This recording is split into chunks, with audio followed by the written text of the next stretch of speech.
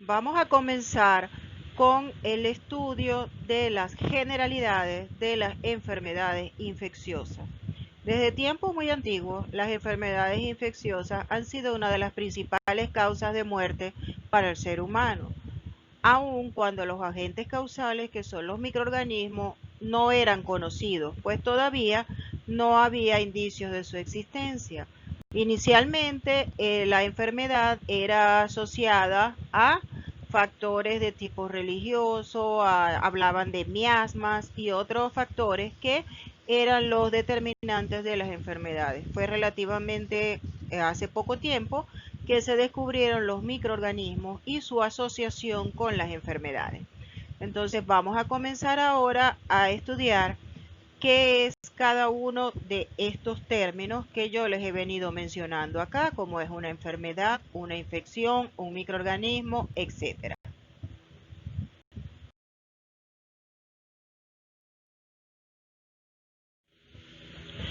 Hablamos de enfermedad infecciosa cuando el resultado de la interacción entre dos seres vivos, un microorganismo y un hospedero, es decir, un ser que alberga un microorganismo, produce alteraciones en este hospedero y estas alteraciones o modificaciones fisiológicas resultantes se expresan a través de signos o síntomas clínicos de una enfermedad. En breves palabras, una enfermedad infecciosa no es más que una enfermedad producida por un microorganismo de diferentes tipos, ya sean bacterias, protozoarios, helmintos, hongos o también algunas estructuras acelulares como los virus y los priones que veremos posteriormente, o también producto de sus toxinas.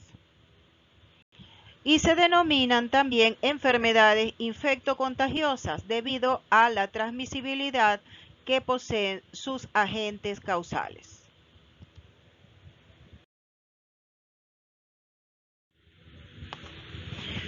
Vamos entonces a comenzar a definir algunos términos específicos que van a ser básicos para la comprensión de esta asignatura. Hemos hablado de lo que es una enfermedad infecciosa, asumiendo que ustedes ya saben lo que es una enfermedad. Como enfermedad, la Organización Mundial de la Salud ha establecido que es cualquier trastorno físico o mental que provoca alteraciones en el funcionamiento normal del organismo de un ser vivo. Otro concepto que debemos conocer es el de contagiosidad, que no es más que la capacidad que tiene un microorganismo causante de una enfermedad de propagarse, diseminarse, transmitirse de un ser vivo a otro. Tenemos también la infectividad, que es la capacidad del microorganismo de producir una infección en un ser vivo susceptible, que es el llamado hospedero.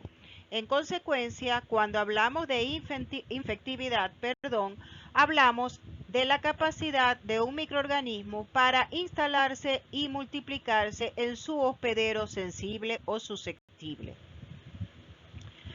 Entonces hemos mencionado muchas veces el término hospedero. Habitualmente, si nosotros llegamos a casa de un amigo, a un hotel, etcétera, somos huéspedes, ¿verdad? Bueno, y la persona que nos hospeda es el hospedero. Igual ocurre con los microorganismos. El microorganismo, de hecho, es el huésped porque es el ser vivo que se hospeda, y el hospedero, que es la persona que en este caso se va a enfermar, ¿ok? Que también recibe el nombre de hospedador, hospedante, hospedero, que es el término correcto, aunque en algunos textos erróneamente por cuestiones de malas traducciones se habla de huésped, ¿ok?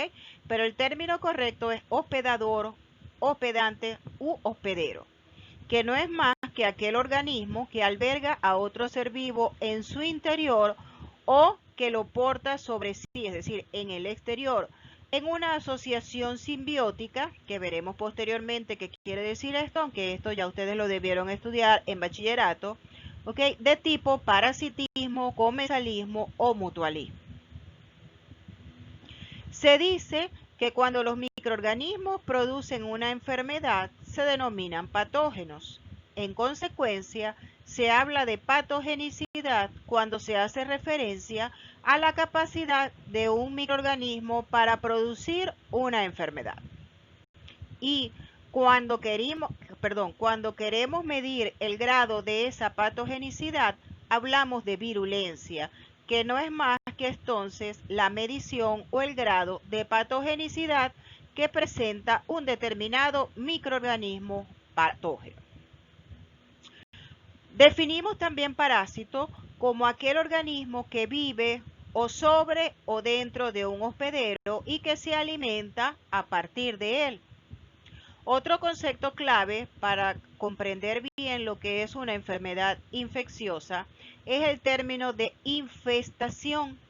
Hablamos de infestación cuando hay invasión del organismo por parásitos, pero parásitos macroscópicos, es decir, que pueden ser vistos a simple vista, ya tanto si actúan en la superficie exterior del cuerpo, como sería por ejemplo un piojo o una garrapata, o si lo hacen en el interior del organismo, como serían los helmintos, por ejemplo las populares lombrices de las que habla la gente.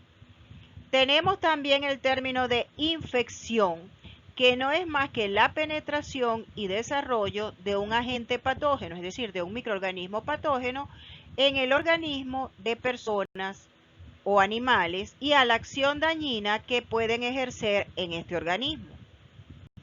Debemos diferenciar lo que es la infección de lo que es la colonización. La colonización consiste en el acto inicial, es decir, la acción por la cual los microorganismos se asientan de manera estable en un nuevo nicho biológico o ecológico, como ustedes quieran decir. La colonización del hospedero por parte de un microorganismo es la primera etapa de cualquier asociación simbiótica, independientemente de su variedad, es decir, de si es comensalista, mutualista o parasitaria.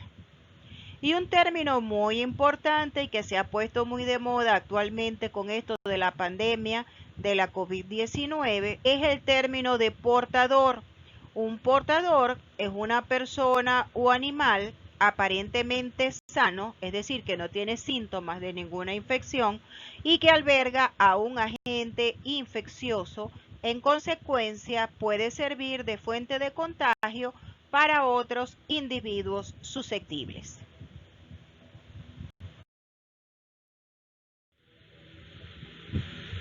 Ok, cuando hablamos entonces de microorganismos, estamos haciendo referencia a un gran grupo de seres vivos, que solamente pueden ser observados utilizando el microscopio, ya sea óptico o electrónico. Esto se debe a su pequeño tamaño, que es inferior al umbral de la vista humana, que es de aproximadamente 0,1 milímetros. Dentro de los microorganismos podemos encontrar formas celulares aisladas, libres e independientes, en el caso de las bacterias, de las algas unicelulares, los hongos unicelulares o levaduras y los parásitos microscópicos o protozoarios. Pero también se pueden encontrar en forma de colonias multicelulares que pueden ser apreciables a simple vista. Tenemos también dentro de los microorganismos a los virus, viroides y priones, que a pesar de ser microscópicos, son entidades no vivas, es decir, no celulares, y que necesitan parasitar formas de vida más complejas para poder desarrollar sus ciclos de desarrollo. Y como veremos posteriormente, son incluidos como microorganismos a pesar de que no están, desde el punto de vista químico, no están vivos como cualquier otro ser vivo, valga la cacofonía. Y otro concepto que debemos mencionar es lo que es un microorganismo o agente patógeno, que ya lo hemos señalado previamente, que no es más que aquel microorganismo con capacidad para producir enfermedad en un hospedero u hospedador susceptible.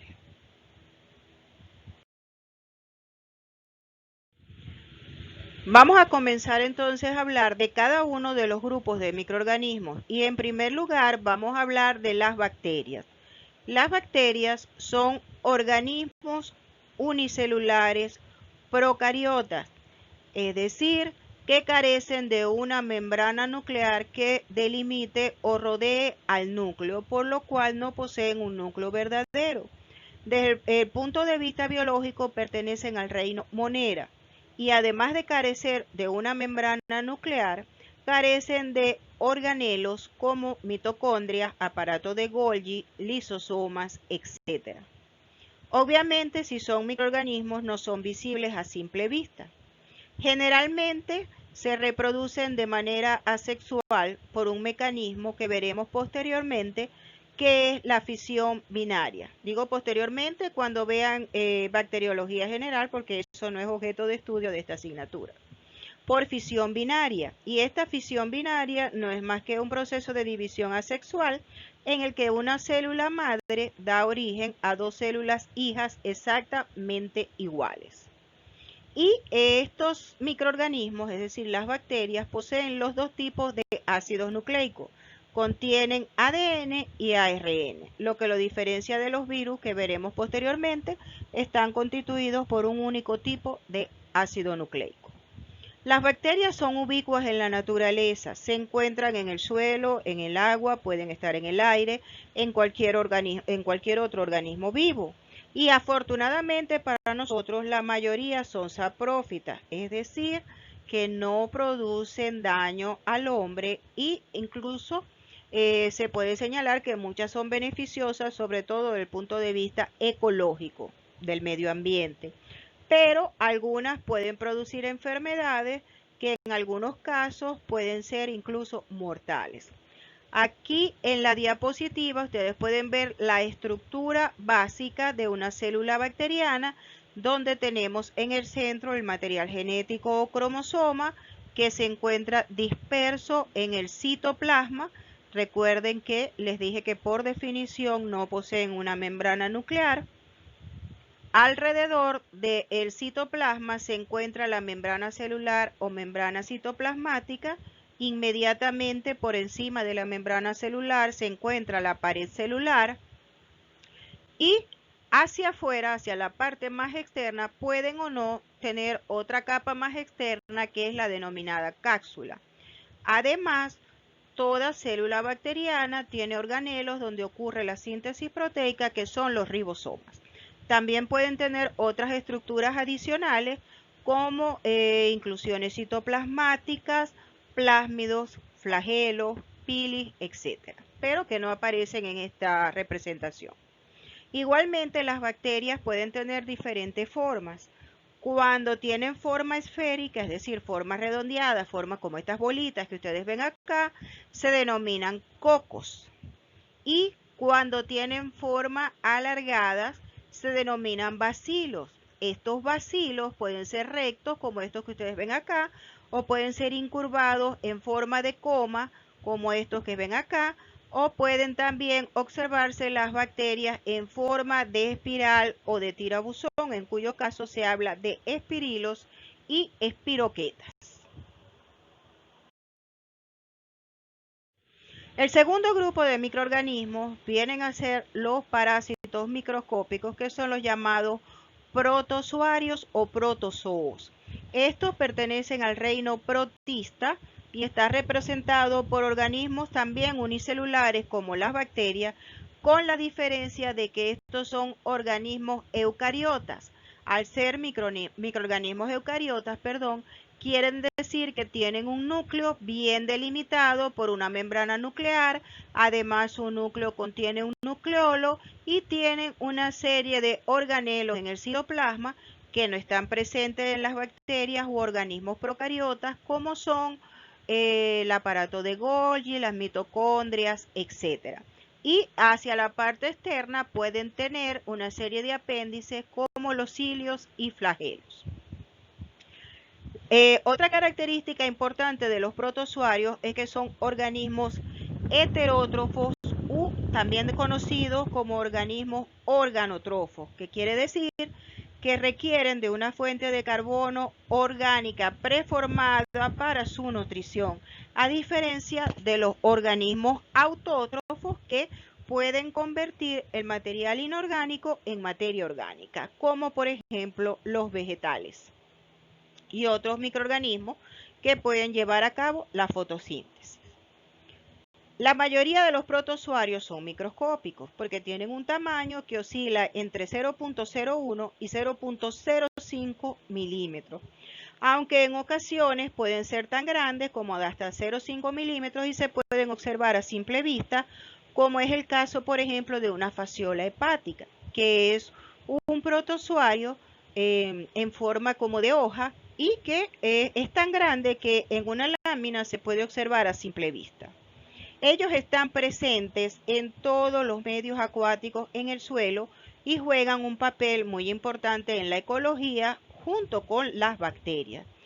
Pero al igual que como mencionábamos con las bacterias, algunos protozoarios son parásitos capaces de producir enfermedades graves. Aquí en la lámina pueden observar entonces la estructura básica de un protozoario y algunos ejemplos de protozoarios patógenos para el hombre y animales como Giardia intestinalis, anteriormente conocida como Giardia lamblia, Trichomonas vaginalis, el Trypanosoma gambiense y una especie de Leishmania.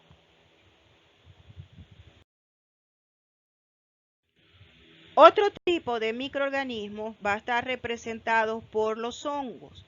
Los hongos pertenecen a un reino diferente, el reino fungi, y se diferencian de los vegetales en que no poseen clorofila. Estos son organismos eucariotas, al igual que los protozoarios, y están provistos de una pared celular, al igual que las bacterias, pero su pared celular contiene quitina, a diferencia de la pared celular de las bacterias, que tiene principalmente un compuesto que en la naturaleza no se encuentra en ningún otro ser vivo, que se conoce como péptidoglucano o mureína. Los hongos son también organismos quimio-organotrófos, es decir, que requieren la materia orgánica preformada. Pero estos se pueden reproducir tanto de manera sexual como de manera asexual.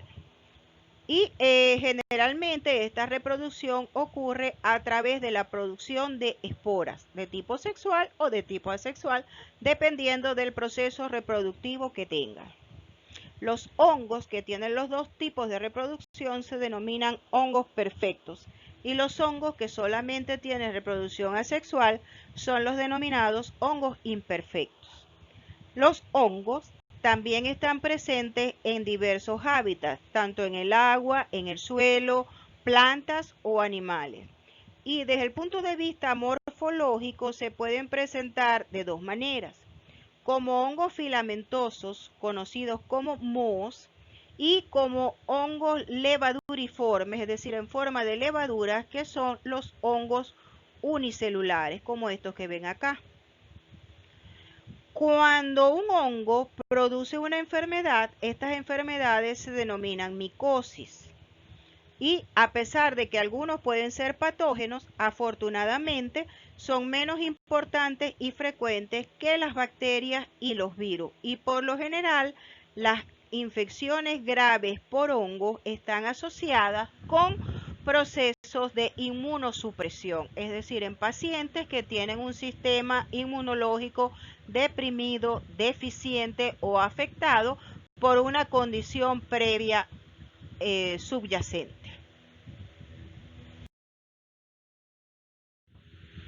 El otro grupo de microorganismos está constituido por las estructuras acelulares, y dentro de estas las más importantes son los virus. Por ser estructuras acelulares, no están incluidos en ninguno de los sistemas de clasificación de los seres vivos que están actualmente en uso en el área de la biología. Y son tan pequeños que solamente son visibles al microscopio electrónico, es decir, que ni siquiera el microscopio óptico tiene una sensibilidad que nos permita observar a los virus. Ellos tienen una característica muy particular, y es que son parásitos intracelulares obligatorios, es decir, que para poder multiplicarse necesitan estar dentro de una célula que sirva de hospedera. Sin embargo, deben también tener un estado extracelular durante el cual un virus pasa de un microorganismo susceptible a otro cuando va a diseminarse una infección. Básicamente, los hongos están formados por una porción, una fracción de material genético, que es un ácido nucleico de cualquiera de los dos tipos, o ADN o ARN, y que está envuelto por una capa proteica denominada cápside, y en ocasiones puede tener también una envoltura lipídica, como es el caso del popular coronavirus que actualmente nos aqueja. Estos virus son elementos genéticos que se pueden replicar independientemente de los cromosomas de la célula que están infectando, pero no independientemente de la célula. Es decir, que siempre se van a multiplicar cuando la célula se está multiplicando. Además de los virus, tenemos otras partículas infecciosas de naturaleza proteica todavía más pequeñas que los virus, que son los denominados priones. Los priones son proteínas del tejido nervioso que presentan una alteración en su configuración que conlleva daños graves a nivel del sistema nervioso. Ustedes pueden ver acá en la lámina como esto es una proteína con su configuración normal, que lo ven representado como un tirabuzón, como un resorte, una serpentina, como ustedes quieran decir, mientras que cuando está alterada la configuración, ven que se han soltado los rizos, ¿ok? Esta configuración alterada de las proteínas que son patógenas y le llevan a tener la capacidad de alterar la configuración normal de otras proteínas. Y esto conlleva a un grupo de patologías de naturaleza neurodegenerativa, letal, que se presenta únicamente en mamíferos, que son las enfermedades conocidas como encefalopatías espongiformes transmisibles. El ejemplo característico de este tipo de enfermedad es la enfermedad de Creutzfeldt-Jakob, conocida como en el argot popular como la enfermedad de las vacas locas, que se presentó inicialmente como un brote en el Reino Unido y después del cual a nivel mundial han existido algunos brotes esporádicos, afortunadamente pocos, ¿ok? Generalmente asociados con el consumo de carne de vaca afectada por la enfermedad. Y también hay varias variantes de esta enfermedad. Ahora bien, ¿cuáles son las características entonces de una enfermedad infecciosa? La primera ya la hemos dicho, es producida por un microorganismo. Otra característica es que pueden transmitirse ya sea de manera directa o indirecta de una persona a otra. Recuerden en la definición cuando yo les decía que por esta capacidad de transmisión se denominaban también enfermedades infectocontagiosas. Los signos y los síntomas pueden variar según el agente causal y el órgano o sistema afectado. Y de hecho, el espectro de signos y síntomas que pueden presentar las enfermedades es muy variada. En algunos casos, las infecciones pueden ser leves y responder al reposo y a los remedios caseros, como cuando, por ejemplo, tenemos una simple gripe, mientras que algunas infecciones son potencialmente mortales y pueden requerir de hospitalización y de terapia antimicrobiana. En algunas ocasiones, enfermedades infecciosas de los animales son transmitidas al hombre de manera accidental o por participación de algún insecto o algún artrópodo que actúa como vector, es decir, como vehículo de la infección del animal al hombre. Y en consecuencia, estas enfermedades son conocidas en conjunto como zoonosis, es decir, enfermedades infecciosas propias de animales que pueden ser transmitidas en un momento determinado al hombre.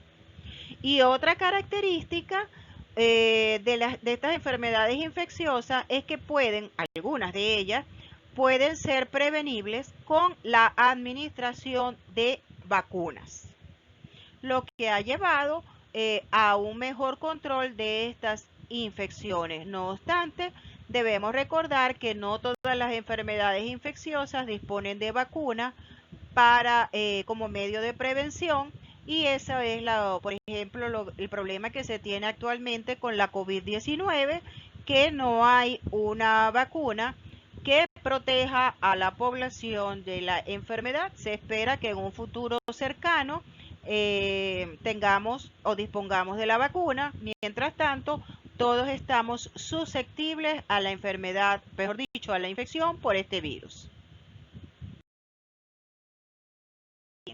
En esta gráfica, que se ve un poquito complicada, tenemos representadas las diferentes etapas o periodos por lo que pasa una enfermedad infecciosa. En primer lugar, tenemos al hospedero y tenemos al microorganismo, ¿ok? En el momento en que el microorganismo penetra en el hospedero y comienza a multiplicarse, se da inicio al proceso que se conoce como infección. Inmediatamente que el microorganismo entra y se multiplica, se da inicio al llamado periodo de incubación, que es el que transcurre, el tiempo que pasa desde que el individuo es infectado hasta que comienzan a aparecer los primeros síntomas y signos de la enfermedad.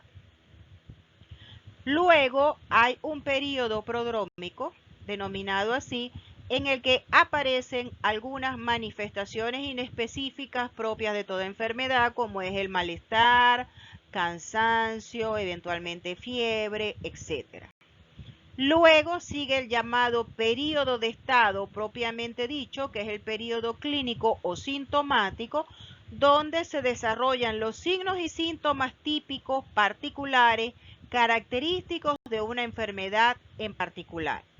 Y luego tenemos el periodo terminal, durante el cual podemos tener, digamos, dos posibles desenlaces. Uno, que el paciente se agrave y se muera, ¿ok? Otro, que es el que siempre esperamos, que es que el paciente se recupere, ¿ok?, en la etapa de convalescencia y llegue hasta la completa curación, ¿ok? Y también puede darse el caso de que en este periodo terminal que haya ocurrido un cuadro de gravedad, esta infección pueda conducir a lesiones crónicas que son consideradas secuelas, que se pueden presentar en algunas enfermedades infecciosas, como es el caso, por ejemplo, de una glomerulonefritis post una infección estreptocócica a nivel de faringe, por ejemplo, por nombrar alguna. Tenemos también el llamado periodo de transmisibilidad, y el periodo de transmisibilidad es aquel periodo donde el individuo es capaz de infectar. ¿Por qué? Porque está diseminando, eliminando los agentes y liberándolos entre la población susceptible. Que todos estos términos ya les deben sonar a ustedes conocidos con esta situación de la pandemia por la COVID-19, porque se habla de infección, se habla de portadores, de periodo de transmisibilidad, etc. ¿Ok? También ven acá una línea verdecita que es el llamado horizonte clínico de la enfermedad, es decir, que es la línea, el momento en que aparece la enfermedad, en que se manifiesta la enfermedad.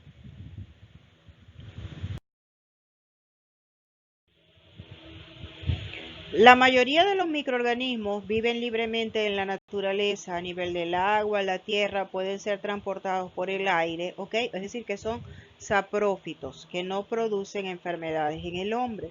Pero algunos se han adaptado a vivir en otros seres vivos de mayor tamaño y complejidad, en un proceso de vida conjunta o simbiosis que puede ser beneficioso o perjudicial para los simbiontes. En ocasiones una especie se beneficia, las dos especies se benefician, una se beneficia y la otra sigue neutra, una se perjudica y la otra sigue neutra, y así por el estilo se dan las diferentes combinaciones.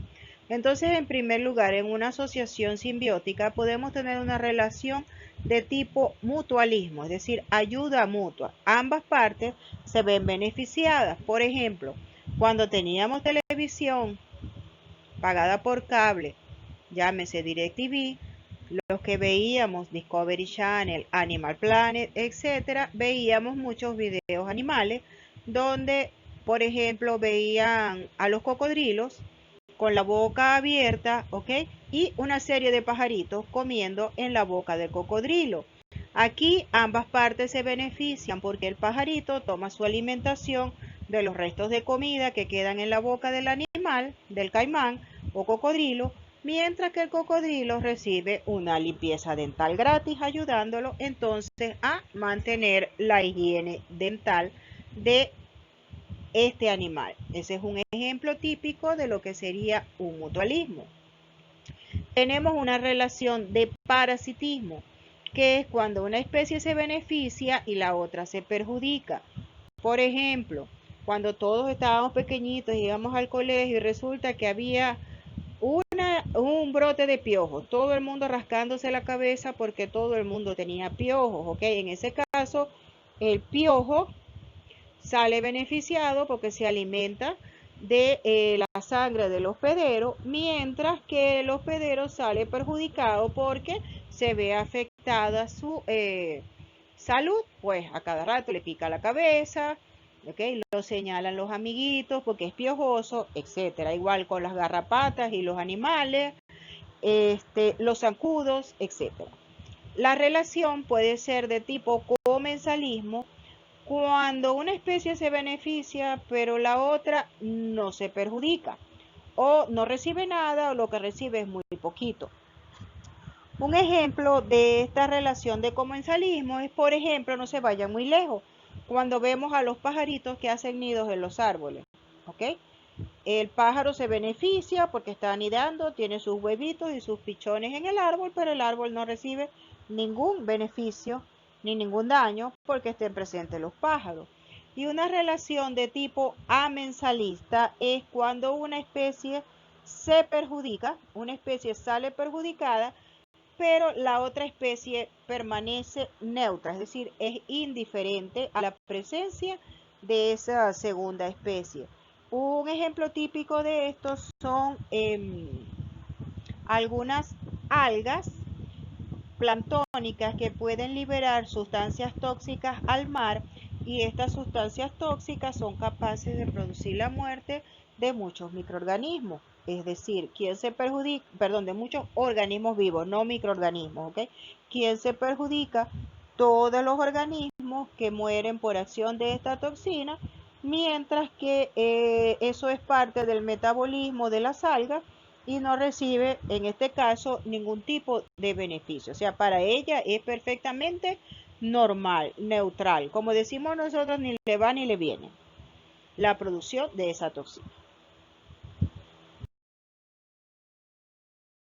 Ahora bien, gran parte de esos microorganismos que se han acostumbrado a vivir en el cuerpo de animales y del hombre constituyen entonces lo que se llamaba habitualmente flora normal o autóctona, que es un término que se está cambiando últimamente por el de microbioma, que en este caso, por estar hablando del hombre, hablamos del microbioma humano, que no es más que el conjunto de microorganismos y su respectivo material genético que está presente en el cuerpo humano, porque el término de flora suena como a flores, etcétera, ¿ok?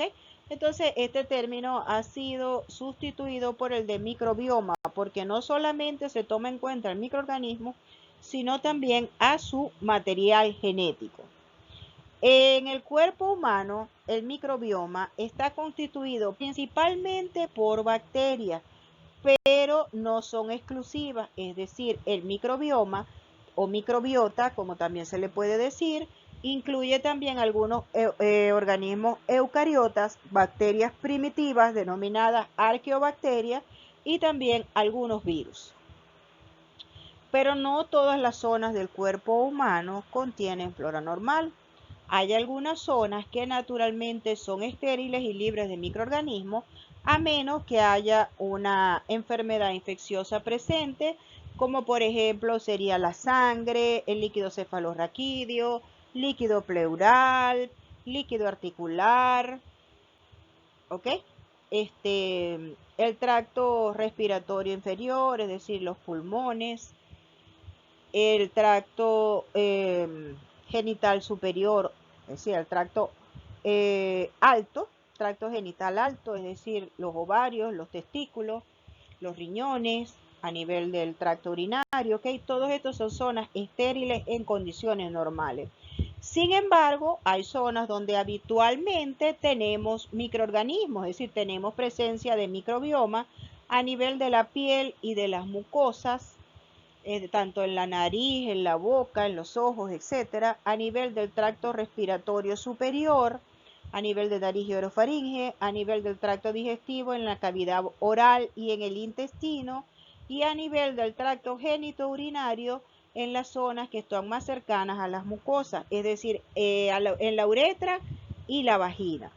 Normalmente los microorganismos que forman parte del microbioma son inofensivos e incluso son beneficiosos para el organismo, pero en ciertas condiciones pueden provocar enfermedades y comportarse como lo que se conoce como patógenos oportunistas, es decir, un microorganismo que a pesar de que habitualmente está presente en el cuerpo, por alguna condición X puede pasar a producir una determinada enfermedad.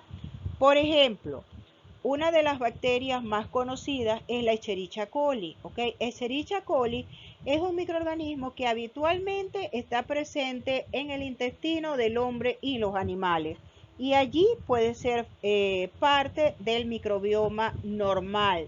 No obstante, ustedes también han oído hablar de las infecciones urinarias, sobre todo en mujeres, que están muy asociadas con un microorganismo en particular que es Escherichia coli. ¿Y qué pasa? Que Escherichia coli es flora normal a nivel del intestino, pero si yo la saco del intestino y la llevo, por ejemplo, al tracto urinario, ahí sí me puede producir una infección urinaria. Si me la llevo a meninge, me puede producir una meningitis. Si me la llevo a sangre, me puede producir una septicemia, etc. ¿Okay?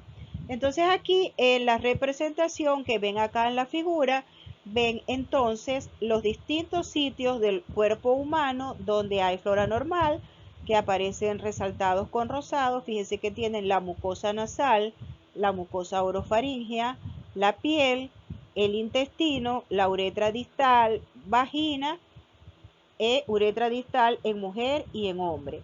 Y acá del lado derecho ven entonces los diferentes órganos y el tipo de microorganismo, si es un hongo o si es una bacteria. Si es una bacteria está representado con una B y si es un hongo está representado con una H.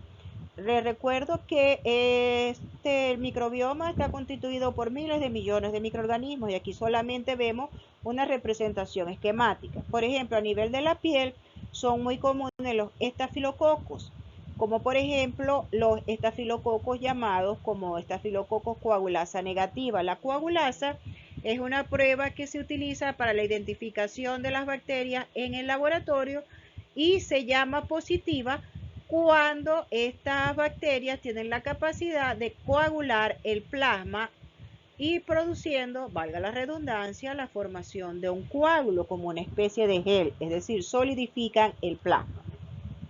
Estos microorganismos son parte de la flora normal de piel, igual que las llamadas corinebacterias. A nivel de la mucosa nasal también tenemos otras especies de estafilococos, como por ejemplo Staphylococcus aureus, que esta es coagulasa positiva, y Epidermidis es coagulasa negativa. Pero también tenemos otras bacterias a nivel de orofaringe y nasofaringe, como los llamados estreptococos del grupo Viridia, las especies comensales de Neisseria, algunas bacterias anaeróbicas, es decir, que no requieren de oxígeno para vivir, ¿ok? A nivel del intestino, como les mencionaba, a Escherichia coli, pero también algunos cocos que por vivir en el intestino se denominan enterococos, algunos géneros anaeróbicos como bacteroides, fusobacterias, clostridium, hongos también como especies de cándida, ¿ok? A nivel de la uretra distal podemos tener estafilococcus coagulasa negativo y corinebacterias, fíjense que es similar a la flora de piel. Y a nivel de vagina, en el caso de las mujeres, los lactobacilos, que son los principales constituyentes de la flora vaginal normal. En relación con la sintomatología de las enfermedades infecciosas, todas las enfermedades infecciosas tienen, digamos, un conjunto de síntomas comunes que son básicos y que se observan en todas las enfermedades infecciosas. Y es obviamente la producción de fiebre, de malestar general, una sensación de cansancio, fatiga, uno está todo abatido, deprimido, sin voluntad de hacer nada. Puede tener dolor de cabeza o cefalea, dolores musculares, en cuyo caso hablamos de mialgia. Si hay dolor a nivel de articulaciones, hablamos de artralgia. Puede haber falta de apetito, es decir, no nos provoca comer nada. En algunos casos se puede producir diarrea, tos. Obviamente esto es un conjunto de síntomas y signos que son muy en general, en conjunto, pero que se van a modificar o que van a aparecer de manera diferente dependiendo de cuál enfermedad infecciosa se trate.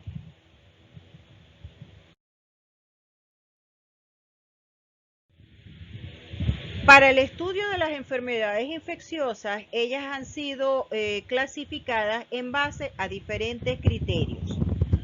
En cuanto a la contagiosidad, han sido clasificadas como transmisibles o no transmisibles.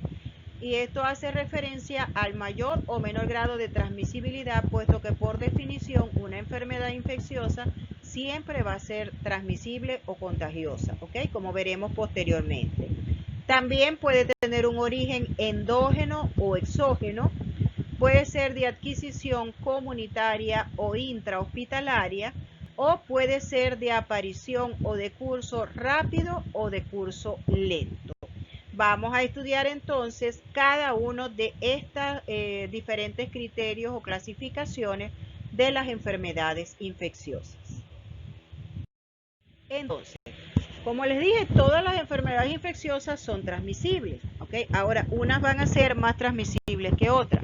Entonces, la transmisible 100% son aquellas que se pueden transmitir directamente desde el individuo infectado a través de la piel o de las membranas mucosas, o se pueden transmitir de manera indirecta cuando la persona infectada contamina el aire a través de su respiración o un objeto inanimado o un alimento, como es el caso de la gripe y en este caso de pandemia que tenemos con la COVID-19 es el caso del SARS-CoV-2, que se transmite por objetos contaminados con gotitas provenientes de secreciones de las personas infectadas. Popularmente también un ejemplo tradicional es la gripe, que nos da a todos varias veces al año. Ahora, una enfermedad infecciosa no transmisible, entre comillas, ¿ok? Es cuando el microorganismo no se va a contagiar de un individuo a otro directamente, sino que requerimos de ciertas condiciones especiales, ya sean medioambientales, accidentales, etcétera, para que ocurra su transmisión. Este es el caso, por ejemplo, de las personas que tienen tétanos. Es decir, si yo estoy en contacto con una persona que tiene tétanos, a mí no me va a dar tétanos. Me da tétanos cuando yo tengo una herida, ¿ok? Hay una solución de continuidad en la piel por la cual puede penetrar entonces el microorganismo o el agente causal del tétano. De resto, no me da tétano, ¿ok? Y siempre y cuando se den otra serie de condiciones que estudiarán después cuando vean bacteriología clínica, ¿ok? Decíamos que en cuanto al origen de la enfermedad infecciosa, pueden ser de origen endógeno o de origen exógeno. Una infección endógena es cuando el agente que está causando la infección se encuentra colonizando al hospedero y cuando una alteración de la relación entre estos dos organismos conduce a la infección. Como les decía yo, por ejemplo, cuando ocurre con Escherichia coli y se sale del intestino, pasa a sangre, al tracto urinario, etcétera, y puede producir una infección en esos sitios. O exógena, cuando el microorganismo o el agente causal es transportado desde el exterior hasta el hospedero susceptible. Por ejemplo, la sífilis, ¿ok? La sífilis no se les pega a menos que haya contacto sexual directo de una persona a otra, de una persona enferma a una persona sana susceptible, ¿ok? De acuerdo al sitio de donde provenga la infección, las enfermedades infecciosas, mejor dicho, pueden ser de origen comunitario o pueden ser de origen nosocomial o intrahospitalario. Las infecciones de origen comunitario, su nombre lo dice, son aquellas que se adquieren en la comunidad y en ocasiones se pueden presentar a manera de brotes y generalmente ocurren en colectivos o en sitios donde hay una gran aglomeración de personas en un espacio reducido. Por ejemplo, un colegio, un restaurante, un hotel, un cine, etcétera, como por un cuartel militar, etcétera, como ocurre en el caso de la neumonía atípicas primarias producidas, por ejemplo, por Mycoplasma pneumoniae. Y dentro de las infecciones nosocomiales o intrahospitalarias, son aquellas infecciones que contrae el paciente mientras está recibiendo atención en un centro de salud por otro cuadro. Es decir, me están tratando porque yo tenía una apendicitis, me operaron, me hospitalizaron y resulta que mientras estoy hospitalizada, la herida se me contamina con un microorganismo, por ejemplo, Dios no lo quiera, con una pseudomonas aeruginosa que está presente en el medio ambiente hospitalario. Entonces, esta es una infección que se adquirió durante el tiempo que el paciente estaba en el hospital recibiendo tratamiento. Es decir, que inicialmente no estaba presente ni siquiera en periodo de incubación al momento del ingreso del paciente a la institución. Generalmente estas infecciones aparecen luego de las primeras 72 horas de la admisión o también se dice que antes de 15 días del alta hospitalaria. Y actualmente ellas se denominan como infecciones asociadas a la atención en salud, abreviada IAAS, que también se puede decir infecciones asociadas a la atención sanitaria, o en algunos casos también aparecen como IRAS, es decir, infecciones relacionadas a la atención en salud o atención sanitaria. Cualquiera de los dos términos es válido, ¿ok? Y un ejemplo, las neumonías de origen hospitalario, como por ejemplo las neumonías por ventilación, que ahora están muy de moda porque con los problemas respiratorios que ha traído la COVID-19, los pacientes frecuentemente cuando se complican de manera grave tienen que ser intubados y estos tubos son entonces contaminados por microorganismos que habitualmente están presentes en el medio hospitalario, como los bacilos gram negativos no fermentadores, como por ejemplo una pseudomonas aeruginosa, una especie, por ejemplo, un Acinetobacter baumannii, etcétera. Y por lo general son microorganismos que expresan resistencia a múltiples antibióticos, por lo cual se dificulta mucho el tratamiento de los pacientes. Y el último criterio para clasificar a las enfermedades infecciosas es el tiempo en que dura el periodo de incubación o el periodo de aparición de la enfermedad. Y podemos hablar de enfermedades infecciosas que tienen un curso más rápido y las que tienen un curso más lento. Dentro de las rápidas, por ejemplo, una gastroenteritis, una diarrea, que son las más habituales y que tienen un periodo de incubación corto, generalmente horas, máximo días y muy por de vez en cuando pueden llegar hasta los meses, ¿ok? Pero lentas, que son aquellas enfermedades infecciosas con periodos de incubación muy prolongados de años y que requieren para su diagnóstico de estudios mucho más complejos durante largos periodos de tiempo. el ejemplo típico, el SIDA. ¿Ok? Una persona puede estar contaminada con el virus de inmunodeficiencia humana, pero durante muchos años e incluso puede pasar hasta toda su vida sin presentar ninguna manifestación clínica. Las enfermedades infecciosas también se pueden clasificar en base a la frecuencia con que se producen. Y en este sentido las podemos clasificar en 4 subgrupos: esporádicas, endémicas, epidémicas y pandémicas. Se dice que una enfermedad infecciosa es esporádica cuando la aparición de la enfermedad no se ve influenciada ni por el lugar ni por el tiempo, es decir, la enfermedad no presenta una continuidad temporal, ocurre ocasionalmente, como por ejemplo una gastroenteritis, da de vez en cuando. Una enfermedad es endémica cuando existe la presencia constante de una enfermedad transmisible en un área geográfica determinada, como por ejemplo la malaria en África.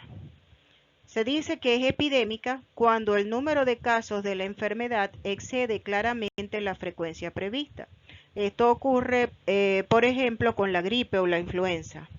Y pandémica, que es un término que está actualmente en boga, es cuando la epidemia traspasa las fronteras de un país, afectando a gran parte o a todo el mundo. Y el ejemplo más vívido es lo que estamos sufriendo ahorita, que es la COVID-19, es decir, la enfermedad infecciosa producida por el coronavirus tipo 2.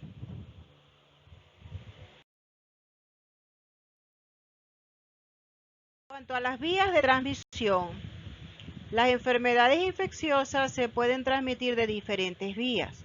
Una de las más comunes es la vía digestiva, también conocida como vía oral fecal, que no es más que la adquisición de la infección mediante la ingestión de agua y o alimentos contaminados. Así podemos adquirir, por ejemplo, cólera, una amibiasis, una salmonelosis, una hepatitis A, entre otras cosas. Por vía aérea o por vía respiratoria cuando inhalamos los microorganismos, por ejemplo, la gripe, la influenza, la tuberculosis, la COVID-19, etc. Por transmisión sexual, cuando hay contacto directo entre el enfermo y el receptor a través de secreciones o fluidos corporales. Por ejemplo, de esta manera se adquiere la sífilis, la gonorrea, la clamidiasis, el herpes, entre otras.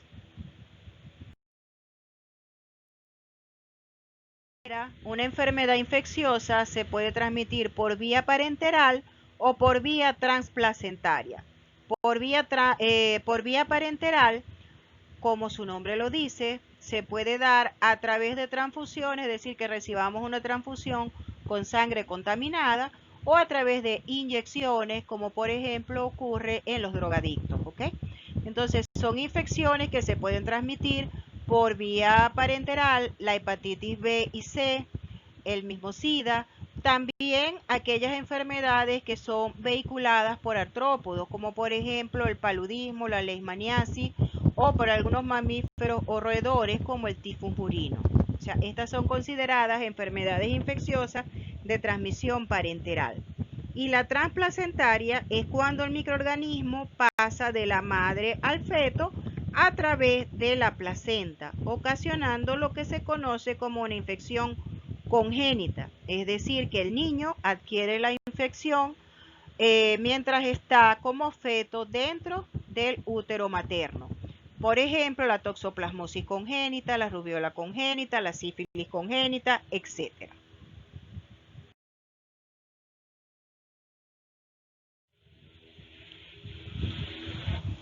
Para que una enfermedad se perpetúe, debe haber una fuente continua de microorganismos que la causen. Esta fuente puede estar constituida por un microorganismo vivo o por un objeto inanimado que le provea al patógeno condiciones adecuadas para su supervivencia y multiplicación, así como una oportunidad para su transmisión. Esta fuente es lo que se conoce como reservorio de infección y puede ser humana, animal o inanimada. El principal reservorio vivo de la enfermedad humana es el mismo cuerpo humano propiamente dicho, pues muchas personas albergan agentes patógenos y los transmiten a otras personas de manera directa o indirecta. Las personas con signos o síntomas de una enfermedad pueden ser capaces de transmitirla. Además, algunas pueden albergar agentes patógenos y transmitirlos a otras sin manifestar ningún síntoma de enfermedad, que son los llamados portadores sanos y que son reservorios vivos de la infección.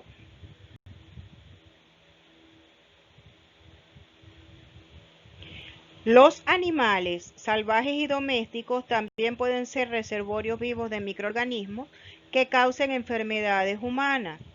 Las enfermedades que ocurren sobre todo en animales salvajes o domésticos y que se pueden transmitir a los seres humanos son las que denominamos, como les dije anteriormente, zoonosis, dentro de las cuales tenemos, por ejemplo, la rabia y la enfermedad de Lyme, ¿ok? Y también tenemos los reservorios inanimados. Los reservorios inanimados de enfermedades infecciosas son el suelo y el agua. En el caso del suelo se habla de un reservorio telúrico, ¿ok? En el caso del suelo, este aloja patógenos como los hongos que causan micosis o infecciones, ¿ok? Del tipo de las tiñas o también infecciones sistémicas como el caso de Clostridium botulinum, que causa el botulismo, o Clostridium tetani, que es la bacteria que causa el tétano. Ambas especies forman parte del microbioma intestinal normal de los caballos y del ganado vacuno. Y las bacterias se encuentran sobre todo en los suelos en el que se usan las heces de animales como fertilizante. El agua que se ha contaminado con heces de seres humanos y otros animales también se puede comportar como un reservorio de varios patógenos, en particular de los causantes de enfermedades gastrointestinales, como es el Vibrio cólera, Salmonella typhi, que es el agente causal de la fiebre tifoidea. Otros reservorios inanimados pueden ser alimentos preparados o almacenados de manera incorrecta, que pueden ser fuente de enfermedades de origen parasitario como la triquinosis o de origen bacteriano como la salmonelosis.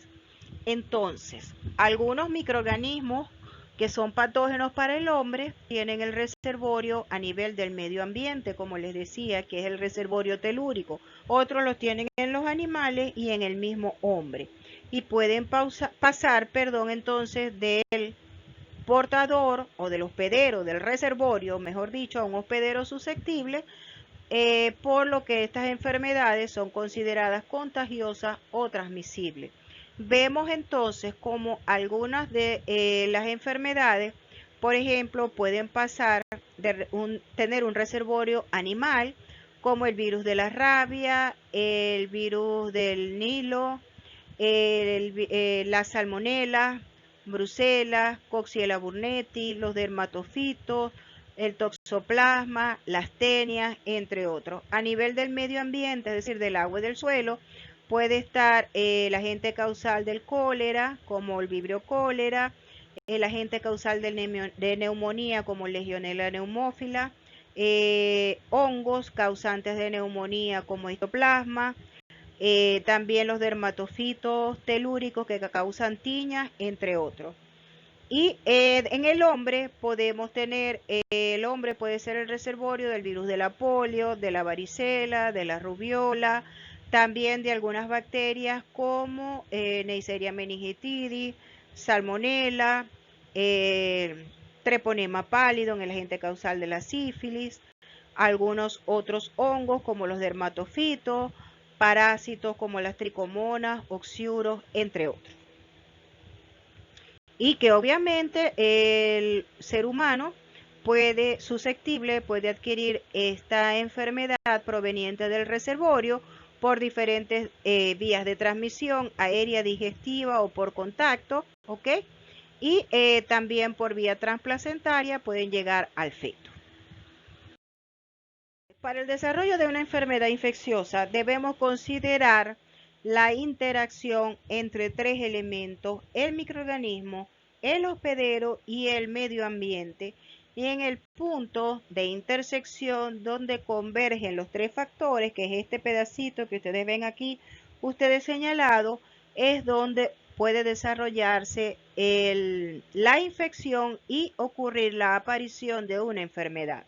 En cuanto hay algunos factores condicionantes en relación a cada uno de los integrantes de esta triada. Tenemos, por ejemplo, en relación con el microorganismo, los llamados factores de virulencia propios del microorganismo, que están asociados con su mayor o menor capacidad de producir enfermedad y también con su capacidad de supervivencia a las condiciones adversas.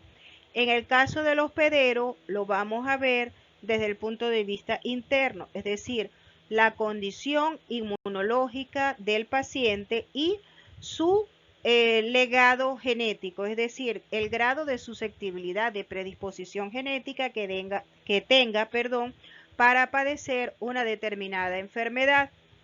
Y también el medio ambiente, porque en el desarrollo de una enfermedad infecciosa hay algunos factores que afectan, como es, el área geográfica, el clima, las condiciones socioeconómicas e incluso las mismas políticas de salud administradas por las entidades gubernamentales.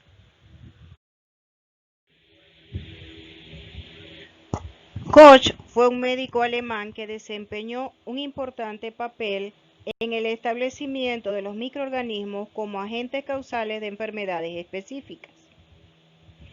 Por allá por el año de 1877 publicó algunos trabajos preliminares sobre el llamado carbunco, que es una enfermedad del ganado bovino que también puede aparecer en seres humanos.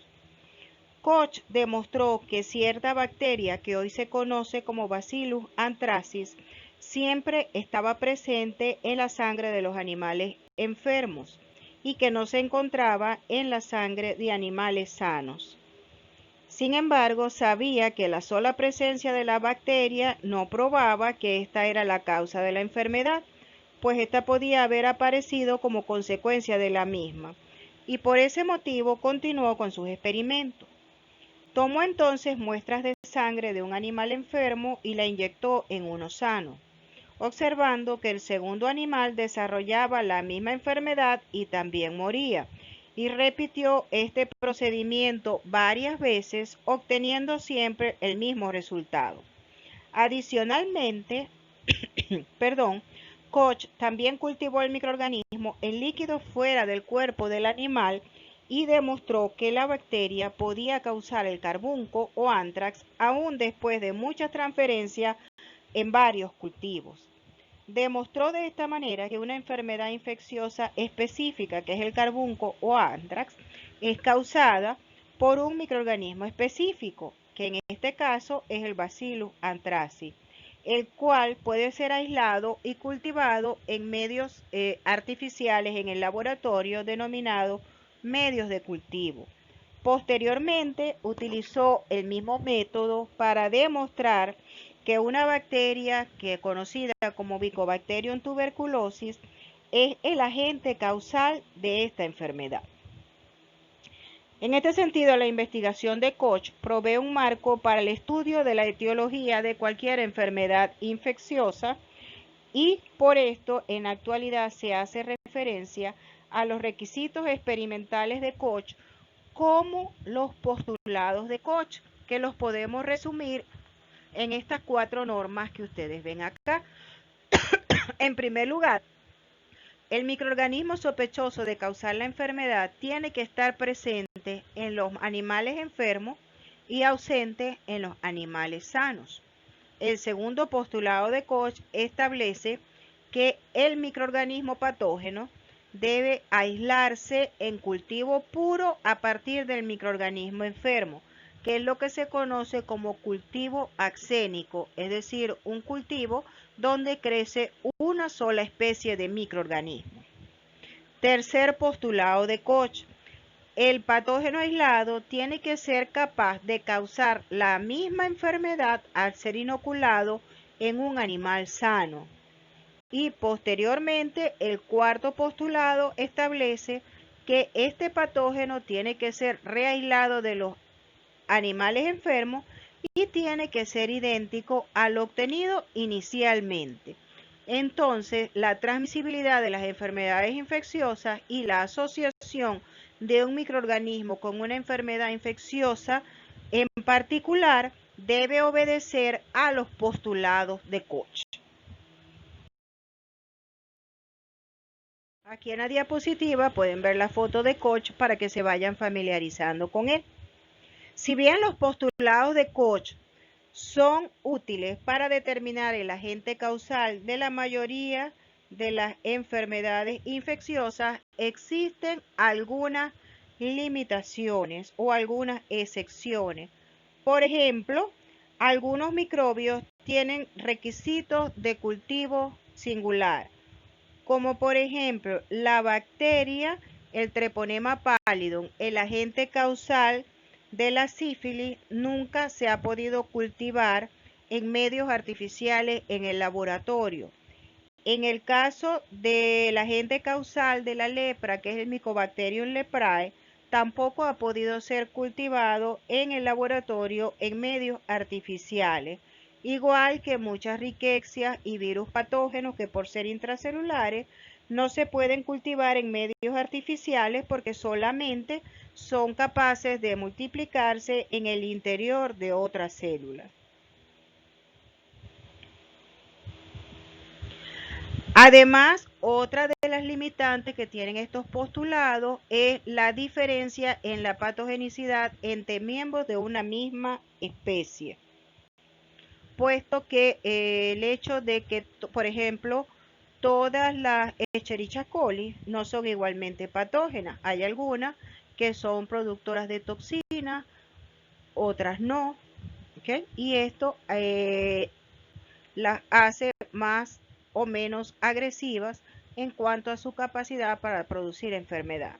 Otra condición que limita los postulados de Koch es el hecho de no considerar la susceptibilidad propia del hospedero y su respuesta inmune, es decir, no todos los seres vivos vamos a reaccionar a la misma manera a la exposición a un determinado patógeno. Unos somos más resistentes que otros, unos son más sensibles, entonces el sistema inmune también determina la capacidad de respuesta de un organismo frente a un determinado microorganismo patógeno, como veremos posteriormente en el próximo tema cuando estemos hablando de la inmunidad de las enfermedades infecciosas. Igual, otra limitante es el hecho de que existen portadores sanos de microorganismos considerados patógenos. Recuerden que los postulados de Koch dice que cuando ustedes le pasan un microorganismo patógeno de un ser vivo a otro, ese ser tiene que desarrollar la enfermedad. Y en el caso del portador, alberga el microorganismo, pero no presenta síntomas.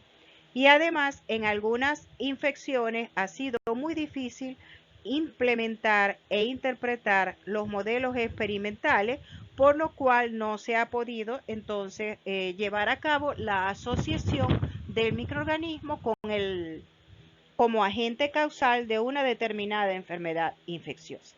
Entonces, resumiendo, muy a grandes rasgos, estas son las limitantes que tiene en la actualidad los postulados de Koch en relación a su asociación con la producción de una determinada enfermedad infecciosa en particular.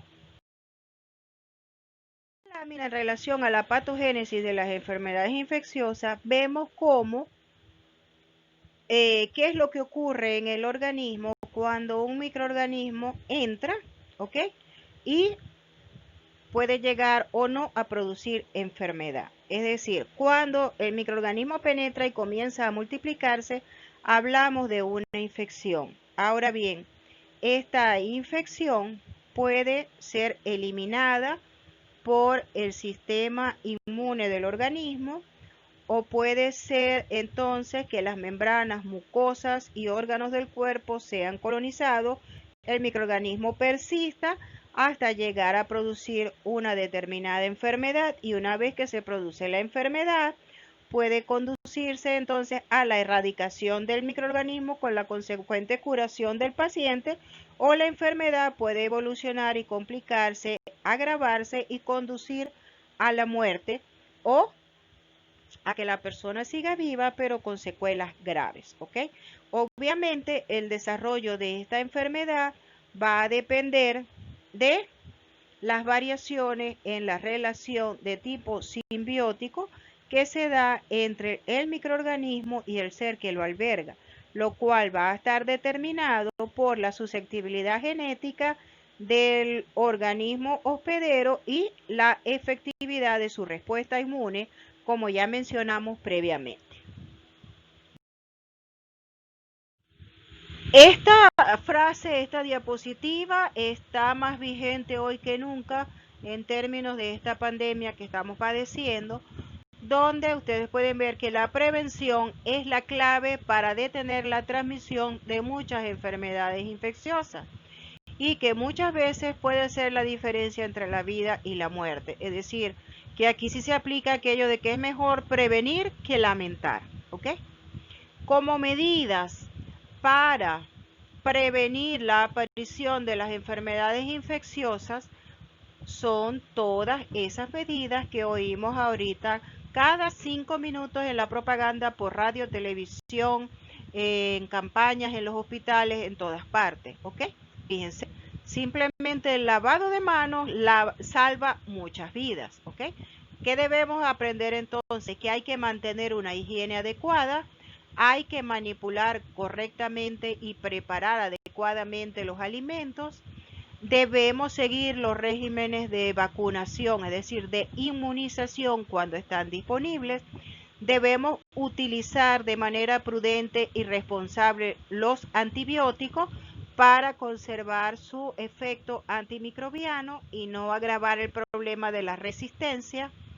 Debemos recibir orientación médica cuando padecemos una enfermedad infecciosa. Hay que brindar educación sanitaria a la población y esto es más importante actualmente que nunca. Hay que mantener una vigilancia epidemiológica. Hay que llevar un control, un registro de los casos que aparecen de las enfermedades infecciosas, nuevos casos, prevalencia por edad, prevalencia por sexo, de acuerdo a algún tipo de factor predisponente. Todo eso lleva entonces a que se tenga información adecuada y esta información adecuada lleva a una correcta elaboración de medidas de prevención que nos diga para poder orientar adecuadamente a la población en cuáles son las normas que deben cumplir para poder controlar efectivamente la diseminación probable de una enfermedad infecciosa. Con esto damos por terminado el primer tema que muy a grandes rasgos y muy de manera general les he hablado de lo que es una enfermedad infecciosa. Les recuerdo que cualquier duda pueden consultar por el foro, por el chat o por alguna de las plataformas que les vamos a colocar disponibles y cualquier cosa estoy a su completa disposición. Muchas gracias.